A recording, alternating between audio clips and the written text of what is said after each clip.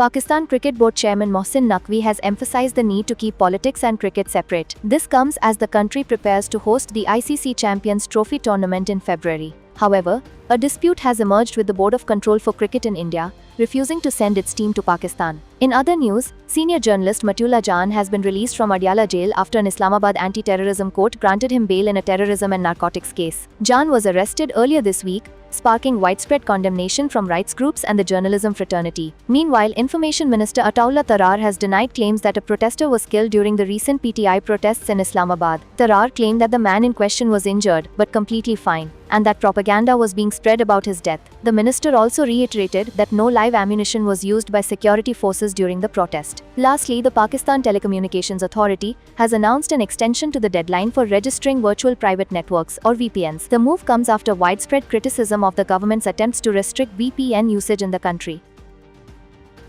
In Gaza, the humanitarian crisis deepens as Israeli airstrikes continue to devastate civilian infrastructure. Overnight, at least 32 Palestinians lost their lives, including 9 during an airstrike targeting aid recipients in Khan Yunis. Since October 7th, the conflict has claimed over 44,000 Palestinian lives and left more than 105,000 injured. Meanwhile, the journalists face grave risks in Middle East, with the death toll among media professionals now at 191. Adding to the turmoil, Hamas's Qassam brigades launched YASSIN 105 rockets at Israeli tanks in Rafah, while Israeli forces intensified operations in southern Gaza. Hamas also released a video featuring an Israeli hostage, addressing US President-elect Donald Trump and Israeli Prime Minister Netanyahu. The humanitarian organization World Central Kitchen, WCK, has suspended food distribution in Gaza after Israeli strikes killed 3 of its aid workers. This decision follows a drone strike on a WCK vehicle in Khan Yunis, which led to additional civilian casualties. In a related incident, Israel claims to have killed an attacker allegedly linked to the October 7th events, with reports suggesting he was a WCK employee.